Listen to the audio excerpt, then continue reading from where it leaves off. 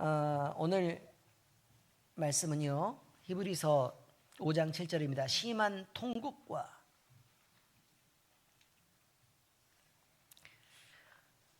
눈물의 기도라는 제목으로 오늘 말씀을 함께 나누겠습니다. 히브리서 강의 27번째 시간입니다. 여러분, 우리가 신앙생활하면서요 가장 많이 듣는 말 중 하나는 말씀을 읽어라. 물론 우리 교회 같은 경우에는 밥이 맛있다도 있지만, 말씀을 읽어라 이것도 있지만, 기도해야 된다 이런 말을 굉장히 많이 듣습니다. 그리고요, 기도가 약하고 부족한 교회는요 늘 손가락질을 당합니다. 왜냐하면 하나님의 교회라고 얘기하는 이 교회의 정체성이 하나님과 우리 사이에 가깝고 친밀한 교제에 있기 때문에 그렇습니다. 그리고 예배를 한번 드리더라도요, 하나님과 가까운 사이일 때 우리가 너무 친밀한 상태에서 하나님께 예배하는 것이 좋고 행복한 일이고, 세상 사람들은 하나님과 멀리 떨어져 있어서 불행한 것이지만, 우리가 본질적으로 행복한 것들은 하나님과 가까이 있기 때문이다 라고 생각할 수 있다는 거예요. 또요, 우리가 맨날 기도해라 라고 우리가 맨날 얘기를 하는데, 각 교회들마다 11월 달이 되면요, 연말이 되면 내년을 준비하기 위해서 뭐 이렇게 또 한 해를 마무리하기 위해서 11월 달에는 특별 기도회가 열리는 경우가 굉장히 많이 있습니다. 그래서 특별 새벽 기도회, 요즘에는 새벽에 나오기 너무 어렵다고 성도들이 막 그러는 바람에 다들 저녁 기도회로 다 바꿨답니다. 그래서 요즘에는 저녁 기도회가 대세입니다. 그리고 뭐 다니엘 기도회 그래가지고 또 특별 기도회를 이렇게 하기도 하고, 그 다음에 성령 강림절 40일 특별 새벽 기도회 이렇게 해가지고 기도하는 이런 모습들도 굉장히 많이 본다는 것입니다. 그런데 정작 성도들에게요, 기도가 무엇인가, 또 당신은 기도하고 있는가 라고 물으면 대답은요 사람마다 다 다르고, 성도들은 기도라는 게 뭔지 잘 모를 뿐만 아니라 기도하는 게 너무 부담되고 너무 불편하고, 또 기도가 너무 막연하고 멀게 느껴지기도 한다는 것입니다. 여러분은 기도 편하십니까? 아니면 불편합니까? 대답 안 해도 괜찮습니다. 꼭 대답하라고 하는 얘기는 아니니까요. 각자 생각해 보시라 이 말입니다.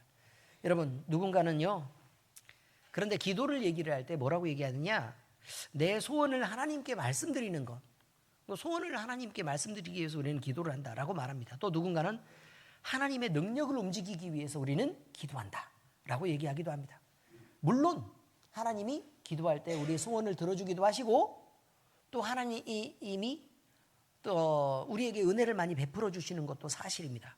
그러나 히브리서 기자는 기도를 가장 극적인 장면에서 기도에 대한 부분을 이야기합니다. 우리 주님께서 심한 통곡과 눈물로,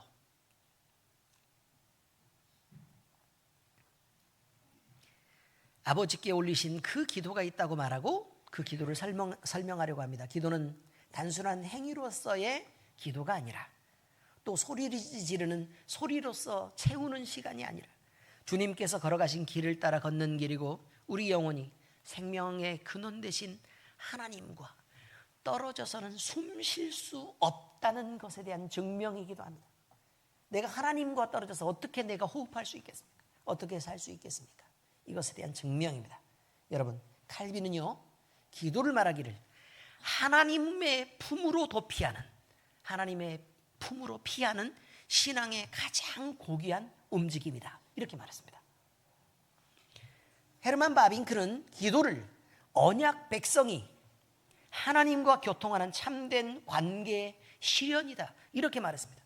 그래서 언약 백성은 반드시 기도할 수밖에 없다라고 이야기한 것입니다. 하나님을 움직이는 도구로서의 수단이 아니라 우리를 하나님께 붙들어 매는 언약의 끈이 바로 기도라는 것입니다. 그래서 기도하면 하나님을 붙잡고 있게 되고, 기도를 놓는 순간 하나님도 함께 놓게 되는 일이다. 이렇게 기도에 대해서 이야기하고 있습니다.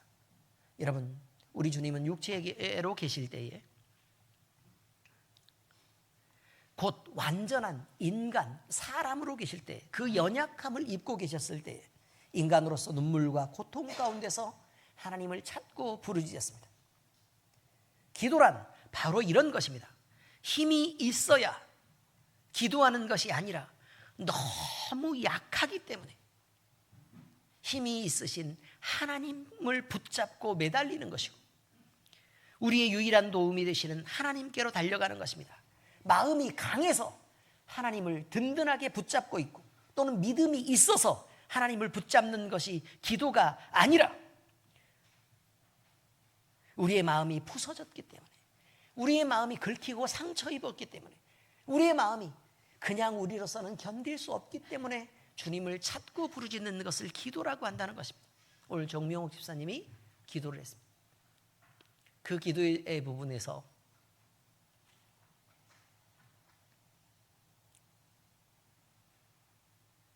한순간도 견딜 수 없었을 때에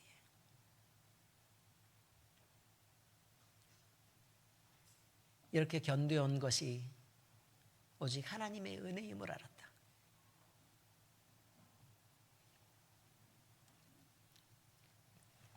이제 우리는 주님의 기도 앞에서 기도를 다시 배우려고 합니다. 기도란 무엇이며 왜 우리 주님은 눈물과 통곡으로 기도하셔야 했는가?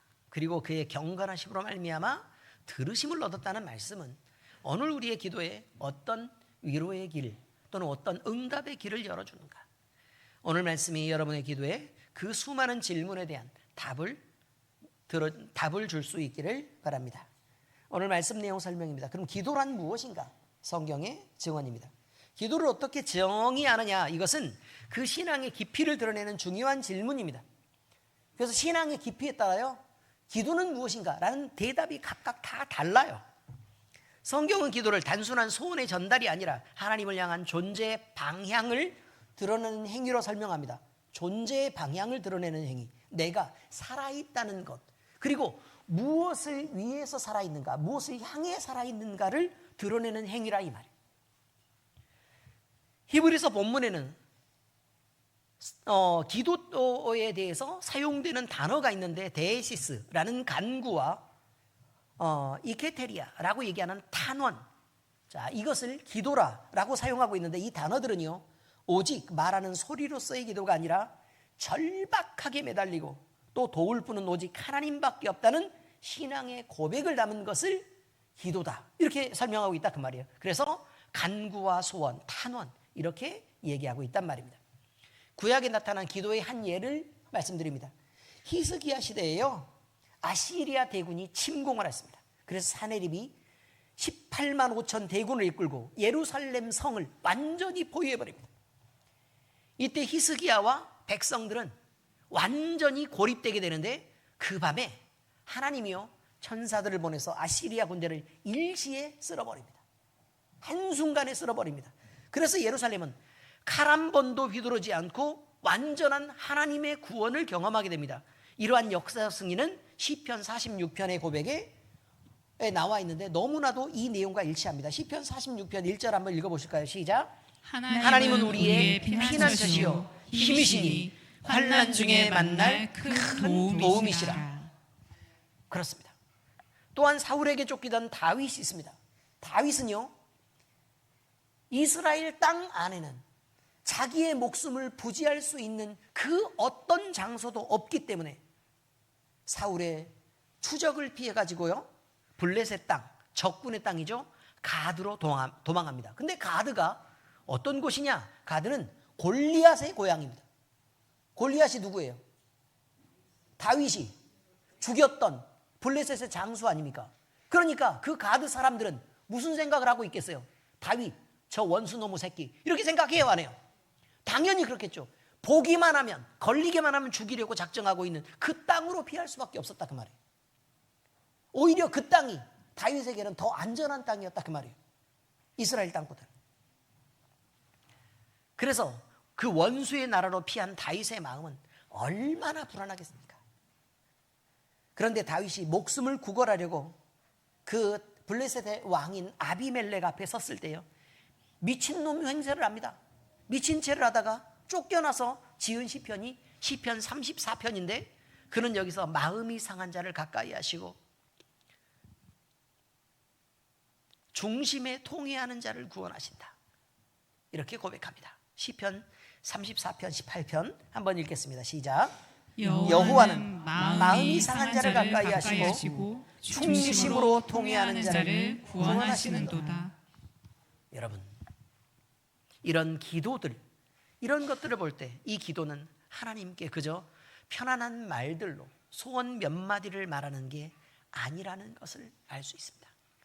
기도는 하나님께 피하는 것이며 마음이 상하여 그 중심이 통해하는 마음으로 하나님의 품으로 파고들어서 그 안에서 울부짖는 것입니다.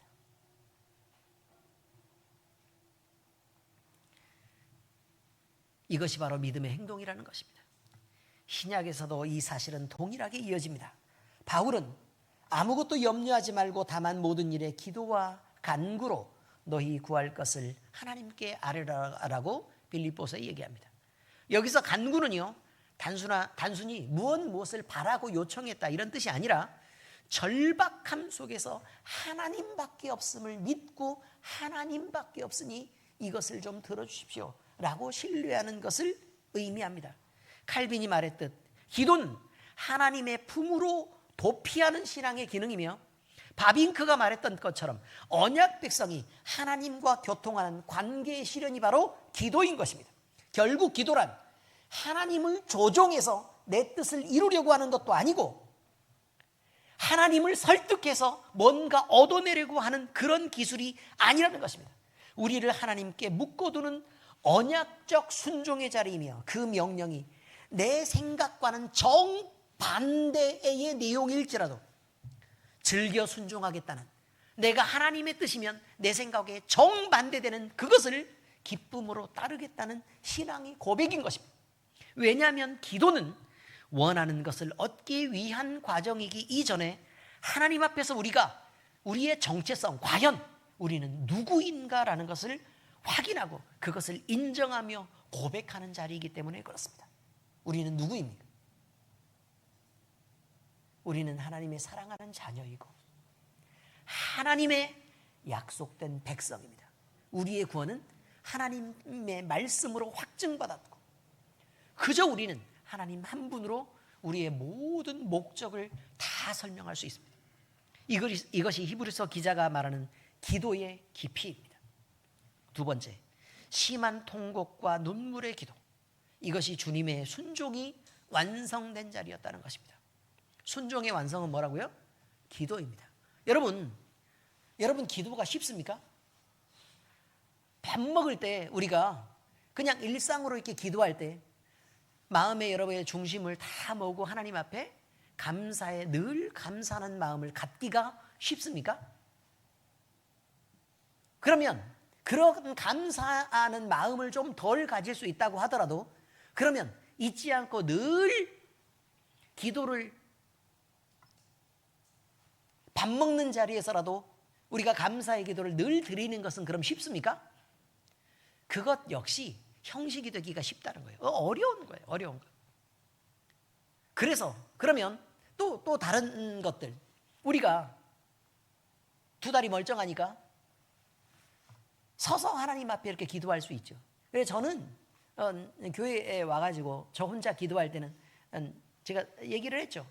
돌아다니면서 이렇게 손 들고 막 이렇게 교회 막 돌아다니면서 걸어다니면서 막 기도해요. 얼마든지 막 편하게 계속 기도합니다. 별의별 기도를 다. 그게 편하고 자유로워요. 눈 감고 기도만 합니까? 아니요. 돌아다니려면 의자에 부딪히니까 눈 뜨고도 해야 돼요.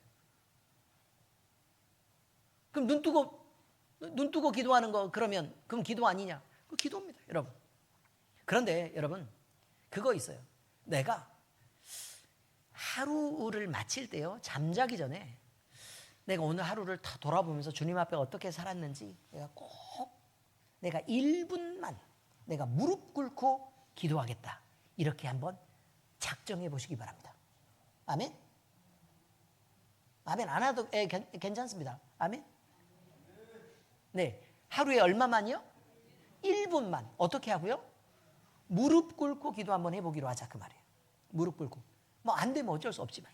그런데 여러분 이게요, 하루 마지막에 내가 잠자기 직전에 그 1분이라도 주님 앞에 기도를 하기 위해서 무릎 꿇는 건 쉬울 것처럼 보입니까? 해보시기 바랍니다. 여러분 아멘 했으니까 해보라 그 말이에요. 그래서 그것이 주님 앞에 기쁨으로 드리는 순종의 자리라는 것이 이야기가 되는 거예요. 히브리서 기자는 예수님의 기도를 가리켜 심한 통곡과 눈물로 드렸다고 말합니다. 얼마나 주님은 힘드셨을까? 얼마나 고통스러우셨을까? 이것입니다. 이런 심한 통곡은 헬라어 클라우게 이스퀴라, 심한 통곡. 이것은요, 무엇을 말하고 있는 거냐면 참다 막 참았어요. 그런데 막 이게 도저히 참을 수 없어가지고 막 폭발하듯이 터져나오는 그런 절규, 이것을 바로 뭐라고 얘기하냐면 크라우게 이스키라 이렇게 얘기합니다. 심한 통곡, 억누를 수 없는 울부짖음, 이런 뜻을 가지고 있는 단어가 바로 크라우게 이스키라 이런 뜻입니다. 우리 주님의 심한 통곡이 바로 이것이라 이 말이에요. 이는 단순한 슬픔의 눈물이 아니라 영혼의 깊은 곳에서 끓어오르는 고통과 순종의 몸부림을 표현하는 말이란 말입니다. 영혼의 깊은 곳에서 끓어오르는 고통과 순종의 이 몸부림, 이 단어는 그리스 로마 문학에서도 생명이 위태로운 자가 마지막 희망을 붙들고 외치는 절규를 묘사할 때만 사용되는 단어입니다. 히브리서 기자는 이 단어를 사용함으로써요, 예수님의 기도가 겟세마네 동산에서 그 한순간에만 국한된 것이 아니라 육체로 계시는 동안 내내 이어졌던 전생의 기도가 늘 크라우게 이스키라라고 얘기합니다.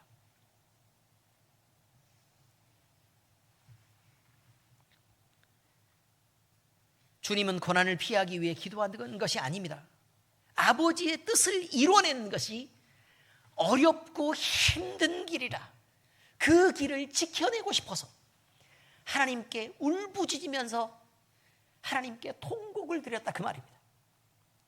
그래서요, 주님의 기도는 순종을 완성하기 위해 드리는 그 길이었다라고 표현할 수 있다는 것입니다. 겟세마네 동산에서 주님은 아버지여, 할 수 있거든 이 잔을 내게서 지나가게 하옵소서라고 기도합니다.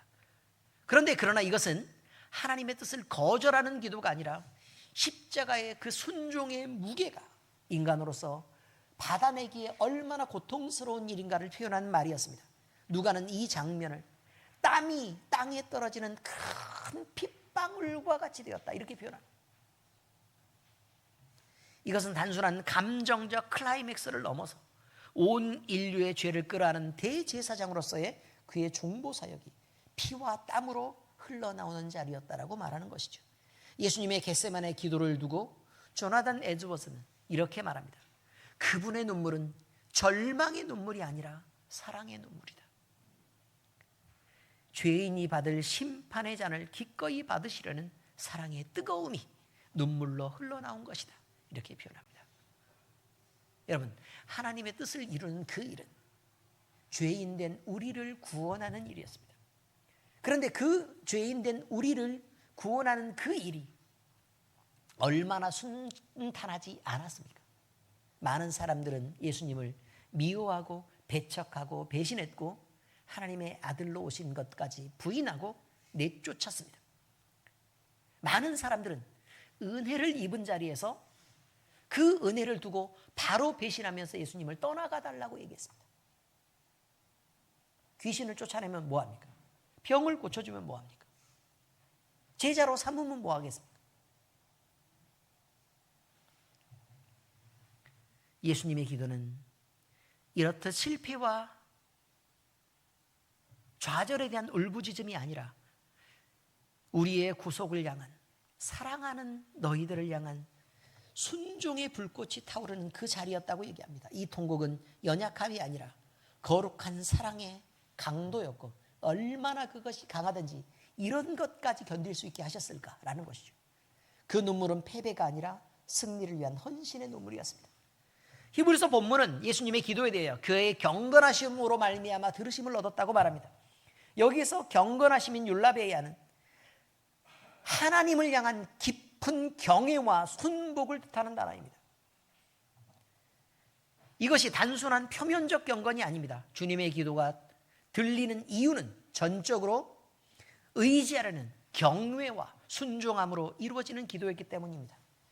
하나님을 리스펙하면서 사랑했다는 거예요. 하나님을 존중하면서 사랑했다는 거예요. 이 경외입니다. 경외. 여기서 기도의 깊은 원리가 있습니다. 우리는 어떤 마음으로 주님을 만나려고 하십니까? 눈물 자체가 응답을 가져오는 것이 아닙니다, 여러분. 하나님을 향한 경외의 중심이 응답을 열어가는 열쇠입니다. 응답을 열어가는 열쇠가 뭐라고요? 하나님을 향한 경외의 중심이라 이 말이에요. 예수님의 기도는 무엇을 얻기 위한 수단이 아니라 순종을 완성하기 위한 헌신이었고, 그 경건함 가운데 아버지는 아들의 기도를 들어서 그가 십자가에 죽도록 허락하셨습니다.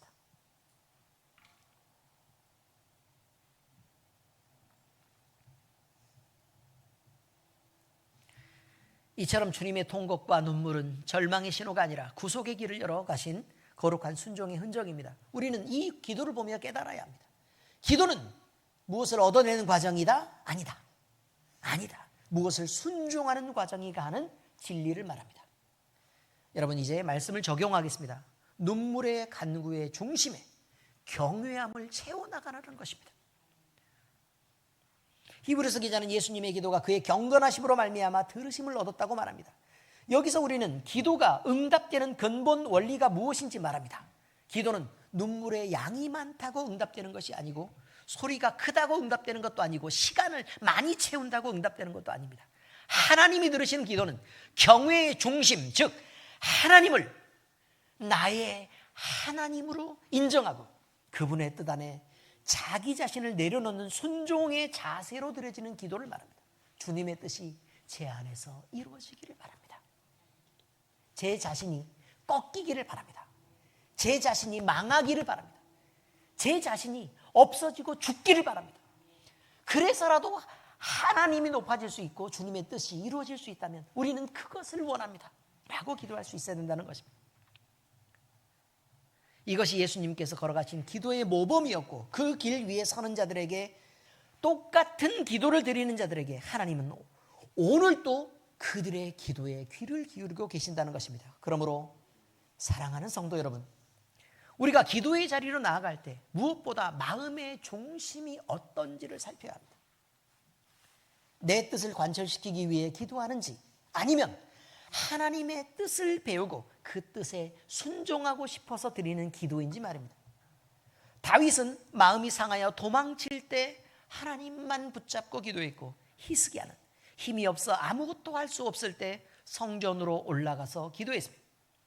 이들의 기도는 완벽해서 들린 것이 아니라 하나님을 전적으로 의지하는 마음으로 하나님만 붙잡을 수밖에 없었기 때문에 하나님이 응답하신 것입니다. 우리의 기도 가운데 우리가 원하는 응답을 구할 때가 많습니다. 그러나 우리의 기도가 가장 온전해지는 때는 하나님이 원하시는 길이 무엇인지 배우는 순간입니다. 예수님의 통곡과 눈물 역시 그분의 뜻을 피하려는 몸부림이 아니었고, 하나님의 뜻에 순종하기 위해 안간힘을 쓰는 사랑의 몸부림이었습니다. 하나님은 바로 그 기도를 들으셨습니다. 그러므로 이제 우리는 기도할 때마다 다시금 우리의 마음을 바꿔 바로 세워야 합니다. 내가 원하는 길이 아니라 하나님이 기뻐하시는 순종의 길을 따르게 해달라고 기도해야 됩니다. 지게 해달라고 기도하고, 내가 좀 욕먹더라도 남을 높이게 기도해달라고 얘기하고, 다른 사람을 존중할 수 있게 해달라고 기도하고, 내가 다른 사람에게 작은 도움이라도 베풀 수 있게 해달라고 기도해야 하고, 그리고 내 입술을 열어서 이 사랑이신 예수 그리스도를 내 입을 통해서 자랑하게 해달라고 기도할 수 있어야 된다는 것입니다. 우리는 통곡하고 부르짖으며 경외의 마음으로, 아버지, 주님의 뜻이 이루어지기를 원합니다 라고 기도해야 됩니다. 이런 기도는 결코 땅에 떨어지지 않습니다. 하나님은 경외하는 자의 기도를 가까이 들으시고 아버지의 뜻을 구하는 자에게 길을 열어주시기 때문에 그렇습니다. 사랑하는 여러분, 기도하는 시간은 우리가 하나님을 설득하는 시간이 아니라 하나님이 우리의 마음을 새롭게 하는 시간입니다. 기도는 내가 무엇을 이루기 위해 하나님을 움직이는 시간이 아니라 하나님께서 나를 붙들어 주시도록 나를 하나님의 뜻에 맡기는 시간입니다. 이 경외의 중심이 바로 응답의 문을 여는 열쇠입니다. 주님의 눈물의 기도를 바라보면서 우리도 마음 깊이 하나님의 뜻이면 순종하겠다는 그 갈망의 기도로 하나님 앞에 나아갈 수 있기를 소망합니다. 통곡과 눈물은 그것 때문에 이루어져야 됩니다. 기도하겠습니다. 하나님 아버지, 우리는 우리의 고집, 우리의 소원을 이루지 못해서 통곡과 눈물을 보이는 것이 아니라 하나님의 뜻을 발견하고 그 뜻을 이루시기 위해 우리가 통곡과 눈물을 드리는 예수님의 모범을 배울 수 있도록 주께서 인도하여 주시옵소서. 그래서 우리가 기도할 때 우리의 마음의 무릎을 먼저 꿇고 우리 마음속에 경건함을 찾게 하시고 우리 주님을 경외하는 마음의 중심으로 우리 주님을 더 깊이 사랑하는 마음으로 우리가 주님의 뜻이면 또 주님이 기뻐하시는 일이라면 마음껏 주님 앞에 순종하고 또 그 길을 따르겠다는 모범을 가질 수 있도록 주여 인도하여 주시옵소서. 입술로만 떠들고 부르짖는 기도 말고 우리의 마음으로 그것을 동의하고 또 우리의 몸으로 우리의 입술로 우리의 기도를 옮겨 실천하는 우리의 기도가 이루어질 수 있도록 주께서 우리를 붙잡으시고 우리를 늘 성령 충만하게 하시옵소서. 살아계신 우리 주 예수 그리스도의 이름으로 감사하며 기도합니다. 아멘.